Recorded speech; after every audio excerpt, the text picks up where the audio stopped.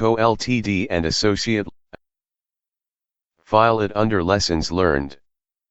A TITSRUMP Co Ltd and Associate letters to the editor. Editorial: as in the editor writes letters and you sit down and shut the hell up, might even learn a thing or two, stupid ass. Since I began this little family of journalists, associate journalists, and having to hire my dumb ass putative children, little stupid asses, all of you, I always knew that motherfuckers was sensitive. Jesus Christ, I mean, come on, anyone who can tell their ass elbow from a tennis racket can tell you half the damn world was sensitive. But geez, some people are not just sensitive, but also they can't take a joke. Not every matter is a joking matter, even children know that. Some kids, some overgrown shits don't always know this, or maybe they think common sense don't apply to them. When I was growing up, best believe common sense was what was going on, and what you were told, and you manned up and did it. Yeah, back in those days I was a local outfit, just a humble independent journalist looking for pointers. Me cousin had pointers, but he didn't have hands, and so the pointers he got, pointed him instead, understand? Of course you don't understand what I just said, because it didn't make sense to begin with. I can see you, just nodding along. What the fuck is a pointer in the first place? Seriously, though, there is a lesson learned in all of this. After I met that guy from the publishing company, socked him square in the level of his jaw, he and, I mean his wife and me, had, let's just say, sex. Sounds great, right? Hell yeah. But that's the problem. It's more like hell no than any hell yeah I ever seen. Stupid ass. She comes back, telling me duh child support this argument, and you have a drug habit for one thing. How the fuck would I be in journalism taking drugs? Not my problem if every third person in this industry has a guy. What you say about someone else is what you say about me. But do you see me complaining? This is what I was telling you about, trying to tell you about. Not my fault not everyone is paying attention, probably thinking about rainbows and making sure the frogs and plants and bunnies is going across the rainbow bridge. I'm the kind of guy who likes to hunt, and eat meat. So back then, I wrote my first op-ed. Before that, I was covering the wheelings and dealings down at City Hall, telling folks what was really going on. The answer was bullshit, and people don't buy bullshit. They sell bullshit, and maybe some buyers buy their bullshit, sell some too, but they don't buy bullshit. Nobody with half a brain would, stupid ass. So this first op-ed was the first TITSRUMP Co Ltd publication, and I called it Pipe Down, I Don't Owe Anyone Alimony.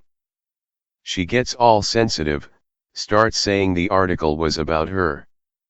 I went through this process so many times with so many sensitive individuals. They start wanting jobs at my media consulting company for these little square-jawed no-neck idiot kids of theirs. They threaten me with lawsuits and eternity tests, the ones where I think you make a deposit into one of those little pea cups and some lab somewhere, also staffed by dumb fuck in all likelihood, sends some letter to a judge. I never took drugs, and yet I may have met the young man. Young woman, but no one is suing me for shit. Which brings me to the point of this opinion editorial. I called it an op-ed last time, but let's slow down for any dips, hits and special young people reading. Are we on Generation ZZ yet, or does letters not exist anymore because they are homophobic? I ain't never looked at the alphabet that I wanted to fuck a letter, and I have every premium font back on this motherfucker you could ever imagine. Go try and fuck a comic book, little boy, the adults are talking. I once said, geez, some people are just so sensitive, I guess, and right away I trademarked that shit. Major editor, you can't call PPL, that's what they shorthand people to, by the way, sensitive in your op-eds. I need some Ritalins to think, and I need the gender sensitivity coach to come and tell me it's okay to be a fairy and I'm whatever the hell she was going on about. Told me right out the gate some bullshit about pronounce. I don't pronounce anyone's name. You got something to pronounce, why don't you write a letter to Congress? You notice how I used the communism font to refer to them like they talked in my story? I know how to use the computer. You think Photoshop that difficult? I had Adobe since before these little punk asses were born. They were voting Democrat, people I hired under the understanding that they was Christian. Their mother told me when I started handing out these damn editing jobs and all. My newspapers went straight to shit. This is why I started calling my employees sensitive. The other day one of these kids told me I was gaslighting them, which is a term for identifying when someone is full of gas, as in what we used to call being full of crap or shit. I couldn't even fire the dumb ass without fear of a Twitter lawsuit or the PC police coming to lock my ass up. I tried firing them about 3 or 4 times before I realized it wasn't worth it, and would just keep calling them sensitive. As my illegitimate children, they can't do the Twitcher thing I was telling you about before, accusing me of sexual harassment, so there is no rule against me being an asshole, right? The same exact thing is true regardless how tall or hairy the little dumb asses are, because you can't discriminate. You don't discriminate. Just because I'm old school doesn't mean I tolerate racism. If you got a problem with that, you can always be dealt with the old school way. As in when I sit your ass down in the chair and tell you to shut the hell up. I could easily fire one of them fucking kids if I found out they were a racist or some shit. I just don't know how to ask, only to call them sensitive. I came up back in the day. This was before Thanos, when it was just me and LM and that one gal I did knock up at the Christmas party. WHERE, I couldn't say she must have got with someone else. I was drunk, and that dickhead from Wall Street I was telling you about. Let's just say FFFNFNFFN, and you know one thing leads to another. I was also drunk as hell. I wasn't taking me medication, the beta blockers I mean, so I had to be rushed to the hospital.